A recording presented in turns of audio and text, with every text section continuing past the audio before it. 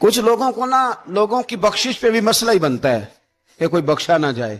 اور ایک صاحب کہہ رہے تھے جی یہ کیا معاملہ ہے کہ جمعے کو بندہ مر گیا یا فلانا ہو گیا تو اس سے حساب کتاب نہیں ہوگا, اتنے بڑے جرم لوگوں نے کی, اتنے پاپ, اور جمعے کو مر گیا تو بخشا جائے گا. تو میں نے کہا جرموں کا بھی اسے حساب اللہ لے لے گا, لیکن میاں حساب کتاب کی ڈیوٹی نہ اللہ کی ہے تو بہتر یہ ہے کہ اسی کے ہاتھ میں رہے. تو نہ اپنے ہاتھ میں لینے کی کوشش کر. ہمیں پتہ نہیں کیا مصیبت ہے, ہمیں پتہ نہیں کیا مسئلہ ہے. ایک جنازے سے میں نکلا, آپ یقین کریں کبھی کبھی کلیجہ پھٹ جاتا ہے. میں ایک جنازے سے نکلا تو میرے ساتھ ایک بندہ جنازہ پڑھ کے نکلا تو کہنے لگا جی پیر صاحب دیکھیں آج کتنی دنیا آئی ہے, حالانکہ یہ بندہ اس طرح کا تھا, اس طرح کا تھا, اس طرح کا تھا. میں نے اسے کہا یار تجھے تو فکر ہی لاتی ہے کہیں جنت میں چلا ہی نہ جائے. تو اس طرح کرنا, جنت کے دروازے کے سامنے کھڑے ہو جانا ڈنڈا لے کے کہ میں نے نہیں جانے دینا.